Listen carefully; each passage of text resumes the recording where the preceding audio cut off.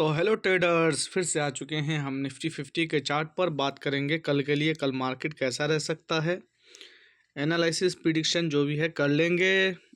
और देखिए, आज के लिए जो मैं एनालिसिस किया था ना, वो बिल्कुल उसका उल्टा हुआ है, समझे। हाँ, ये है कि मेरा जो सपोर्ट है उसको प्रॉपर काम किया है, लेकिन ऑल ओवर मेरा व्यू जो था आज के लिए बिल्कुल पॉजिटिव था, समझे तो। लेकिन मार्केट गिरा, रीज़न है भाई। इसीलिए मैं कहता हूँ कि भाई ऐसा भी होता है कि जो कहते हैं ना उसका बिल्कुल उल्टा हो जाता है।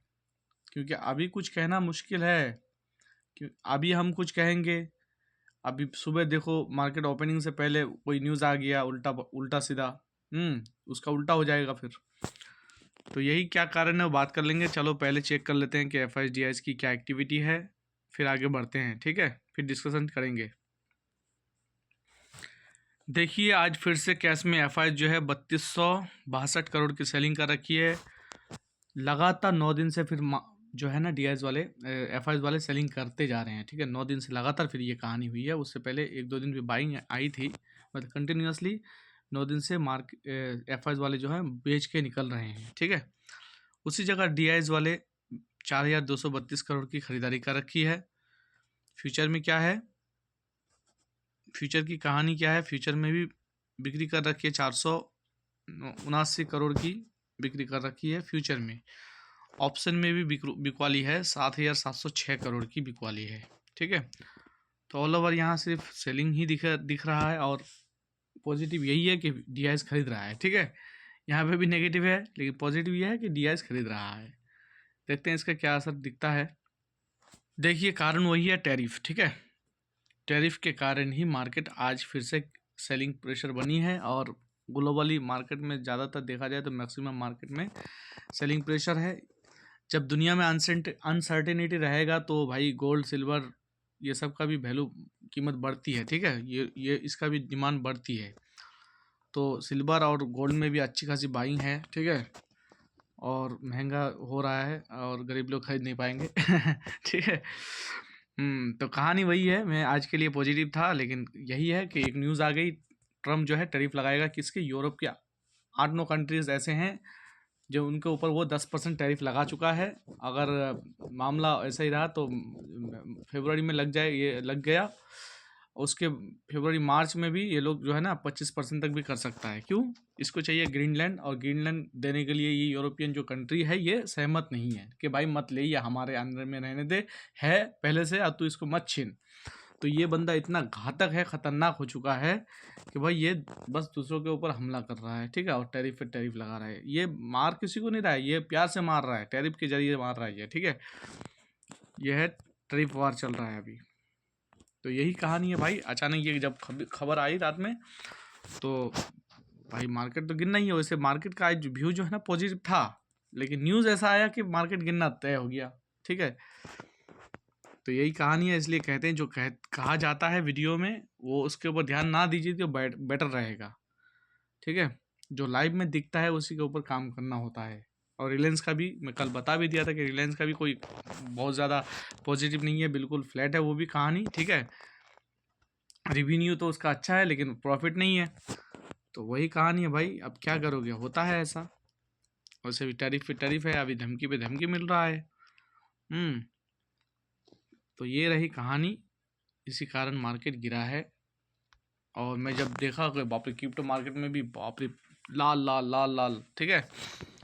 इथेरियम, सोलाना, बिटकॉइन सब में हरी, मतलब लाल, पहले हरा भरा था उसके बाद लाल हो गया। मैं समझ गया कल मार्केट गिर जाएगा, ठीक है। तो यही हुआ, गैप अप, अच्छा खासा गैप डाउन ओपनिंग हुआ। मैं तो सोच रहा था कि गैप अप होगा, लेकिन हुआ नहीं था।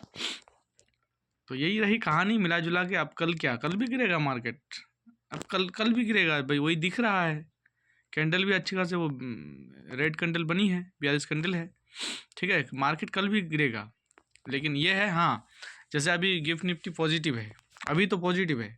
हो सकता है गैप अप ओपनिंग हो जाए, उसके बाद फिर थोड़ी देर सस्टेन करे, या करे तो करे, नहीं तो फिर वहाँ से गिरने लगे, वही होगा, ठीक है। ऑल ओवर मेरा भी कल क्या बताऊँ, बताना भी मुश्किल हो जा रहा है, ठीक है। बताऊंगा कुछ और, हो जाएगा कुछ और। लोग कहेंगे यार तू क्या, कैसे, क्या एनालिसिस करता है, ये भी तो बात है ना। इसीलिए कहता हूँ ज़्यादा आप लोगों को फोकस रखना है।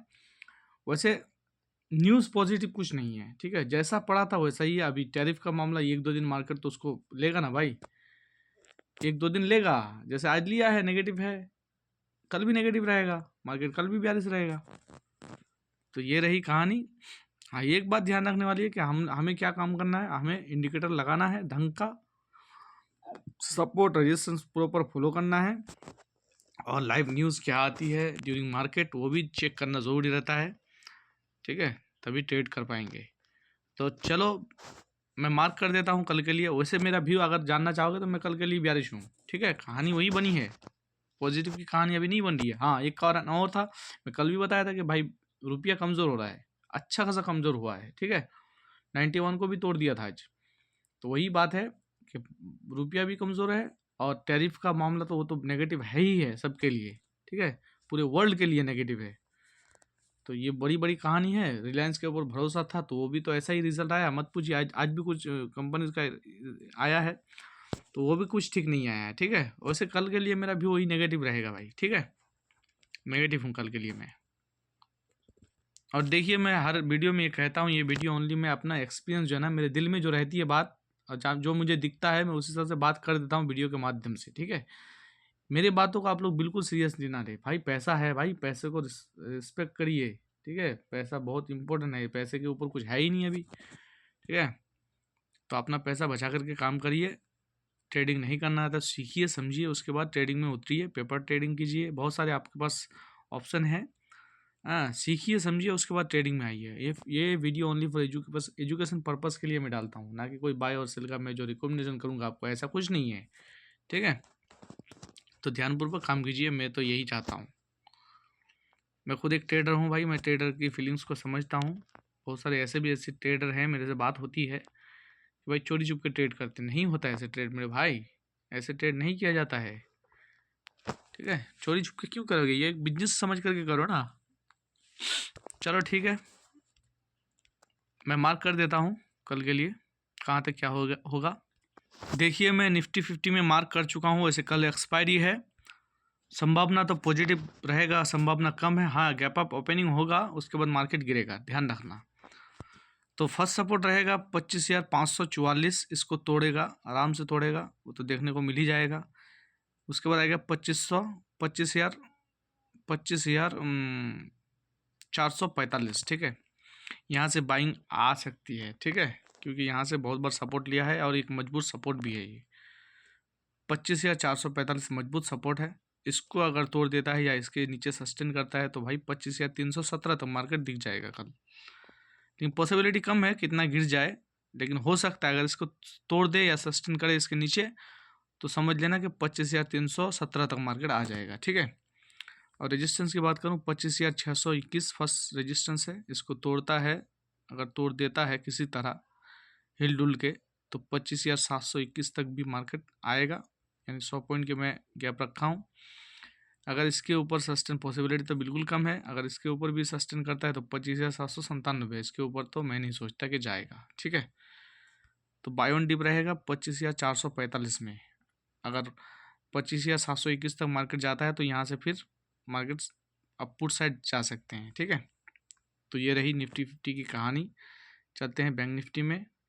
देखिए, मैं बैंक निफ्टी में आ चुका हूँ और मैं मार्क भी एक सपोर्ट में लगा दिया हूँ पहले ही।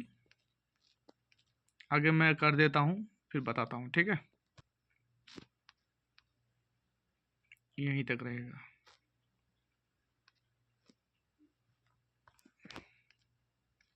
इसी दौरान मार्केट कल जो है काम करेगा, ठीक है, ध्यान रखना है। फर्स्ट सपोर्ट रखा हूँ 59,735, इसको अगर तोड़ देता है तो 59,548 तक मार्केट दिख जाएगा आराम से। और इसके नीचे अगर सस्टेन करता है ना तो 59,312 तक मार्केट आराम से दिख जाएगा कल, ठीक है। हो सकता है इसको भी तोड़ के नीचे जाए, पॉसिबल है। अगर 42 है तो इसको भी तोड़ देगा। और रेजिस्टेंस की बात करूँ 59,985, इसको अगर तोड़ देता है तो 60,165, यहाँ से फिर सेलिंग प्रेशर बनेगी, यहाँ से पुट साइड आप ले सकते हैं, ठीक है। इसको भी अगर तोड़ दे तो 60,346 तक मार्केट जाएगा, उसके ऊपर मैं नहीं सोचता जाए, ठीक है। और बाई आएगी कहाँ से, बाइंग 59,312 लास्ट जो मेरा सपोर्ट है, यहाँ तक बाइंग आएगी, फिर ध्यान रखना, ठीक है। कल के लिए यही रहेगा। चलते हैं सेंसेक्स में। देखिए मैं सेंसेक्स के चार्ट पर आ चुका हूँ, जो कल मैं मार्क कर दिया था। सपोर्ट को प्रॉपर काम किया है, ठीक है। और देखते हैं आगे कल के लिए क्या है। तो सपोर्ट है ही है,